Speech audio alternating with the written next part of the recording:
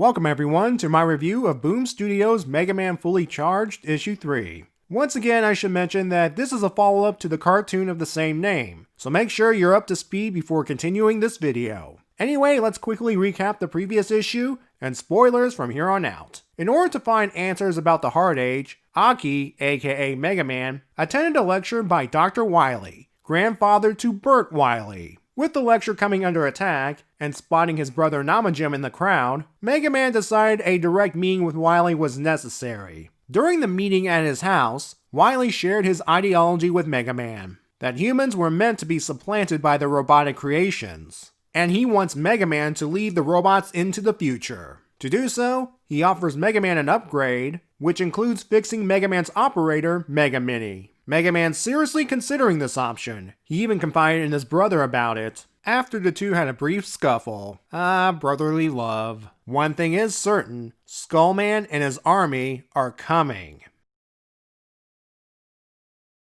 We start at Silicon Central, Aki's school, where he and Bert talk about Dr. Wily. Bert considers him his hero. In fact, he got into robotics because of his grandfather. Aki soon receives a transmission in his head to meet him at the Trumbull Street Station. Well, with Mega Mini out of commission, I guess someone else is filling in the role of voice in his head. But who could it be? He heads off after a brief run-in with this giant robot here. This is 100, principal of Aki's school. The reason he's the size of a Megazord is, he was once a war robot during the Hard Age. He was even comrades with this universe's version of Woodman. When the Hard Age ended, he was converted into a school principal bot. I mean look, you can clearly see the giant pencils in the launchers where missiles used to be. That's the kind of ridiculousness that I can respect. Just let I share this random factoid. Mega Man enters the station where Namajim, or Daini as he prefers to be called, awaits. He's hacked into Mega Man's head because they have identical software. Once Namajim figured out his own, it was easy to literally get into Mega Man's head. Wow, first Mega Mini, then Skullman, and now his own brother? Jeez. They head over to the Badlands because Namajim wants to show him something. Not the scavenger robots Mega Man's mistaken for robot masters, but the piles and piles of wrecked robot parts. The site of a battlefield that Mega Man participated in during the Hard Age,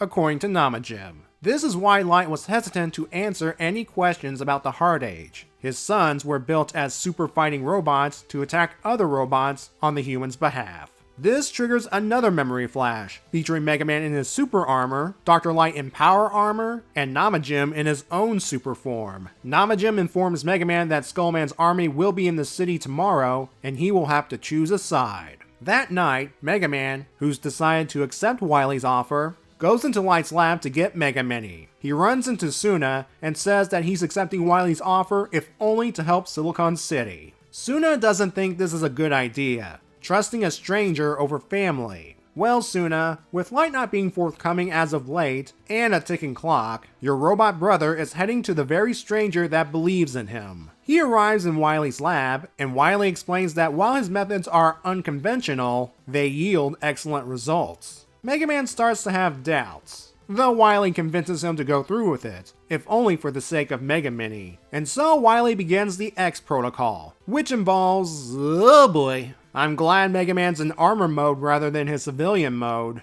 Once the procedure is over, Wily's happy to report that Mega Mini's back online, and back inside Mega Man's head. Not a moment too soon as they got unexpected guests. Blasto Woman, blasts her way into the lab. Mega Man makes sure to cover Wily's getaway. The reason Blasto Woman flew to the lab is because she couldn't wait. The others are taking the elevator. Cue Skullman, Gutsman, and Chaotic. So we got ourselves a 1 or 1.5 versus 4 scenario. Mega Man wants Mega Mini to bring up weapon schematics, i.e. he wants to use the Robot Master powers, but Mini suggests fleeing down the stairs. Good idea since you guys just finished surgery, and you might not be at top strength yet. Too bad Skullman anticipated this and has a bunch of robots coming up from the bottom of the stairs. Skullman catches up and gives an ultimatum. Join us as a fellow robot, or die for the humans. Mega Man, still a hero, will not join with the likes of Skullman. Things are looking pretty bad. This is usually the part where something comes through to rescue Mega Man. And what you know, a new player has entered the scene through this pod. If you think this is Namagem coming to the aid of his brother, you'd be wrong.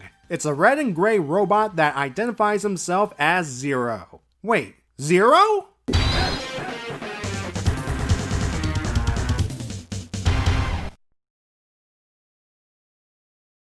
Where to start with this one? Well, there's Namagem having a little family time with Mega Man at an old battlefield they were at during the Hard Age. Showing Mega Man this site appears to be a trick by the rogue robot, but I think this is all genuine, and here's why. Namagem spent the last 6 months doing some soul searching. Who knows what he could have found during that time? Plus, I think in his own twisted way, he cares about his brother, at least enough to show him the truth about their father. Remember, Namagem once believed in Sergeant Knight's cause until his secrets were brought out in the open. Now he's exposing Light's secrets to Mega Man and hoping he can break free like he did. Looking back at these memory flashes, yeah, I can see why Knight took Namagem as his own. Those Hard Age memories, along with Light refusing to bring up the subject, is driving a wedge in the family. So much so that Mega Man is refusing help from his sister. It's not her fault. Nor do I blame Mega Man for his behavior. Revelations about your secret past can mess up your head. The thing I'm starting to like about this Mega Man is, despite the mistrust he has in Light, he is still considering himself a hero, and Skullman and Namagem telling him he's a weapon of war will not change that. Let's briefly touch upon Principal 100. Like I said earlier, he was a war robot during the Hard Age, presumably on the side of the humans since he lives and works in a city with humans in it. He might have done horrible things in the past, but the fact is, he chose to become a school principal to help students, whether they're human or robot, become better people. He's willing not to let what he did years ago get in the way of a brighter future. In a lot of ways, this kind of sounds like Dr. Light, doesn't it? Now let's tie this back to Mega Man. He's willing to put aside the sins of the past for the greater good, which at the moment is helping Silicon City. This is why he went to the one person he can somewhat trust, Dr. Wily. We still don't know what Wily's deal is, a misguided hero, or a sinister villain. And once again, there's evidence that can swing both ways. There's Aki's chat with Bert, with the latter saying he's an inspiration and a helpful man. Okay, it's not a strong example because family and all. Well, what about the upgrades and actually repairing Mega Mini using the unconventional methods? There doesn't seem to be any side effects, so Wily appears to be on the level. So far. There are some things that can paint him as a villain, like the way Wily's framed here while convincing Mega Man to upgrade for Mega Mini. Kinda sinister, isn't it? And then there's the upgrade itself. Perhaps at some point, Wily will activate something that will cause Mega Man to fall under his control. There's also the mention of timing, that Mega Man should have arrived hours earlier. I bring this up because immediately after the upgrade, Skullman's forces arrived. And isn't it convenient that they found Mega Man at Wily's lab? Sure, coincidences can happen and or they have a way of tracking Mega Man, but that doesn't completely rule out Wily's involvement with the Skullman stuff. Finally, let's address the appearance of this universe's Zero. In the main continuity, Zero, in case you don't know, was an advanced robot built by Dr. Wily, whom I remind you is the classic series main villain, that wound up becoming a hero in the X and Zero series. Long story. Since we're dealing with the fully charged continuity, this Zero may or may not have been built by Wily. From what we can see, his design is similar to Mega Man. The only differences being the colors, the fully covered Zero helmet, and wrist blades that I assume are nods to the Zero Saber. At least I think they are. For now, he's another question that needs to be answered. We're at the halfway point of this miniseries, and while we got revelations from questionable sources, we don't have concrete answers. I know they want to pad things out for 3 more issues, but there are a lot of things that need resolving, just in case these 6 issues are all we get. Let's hope in the next issue, things will start to make sense.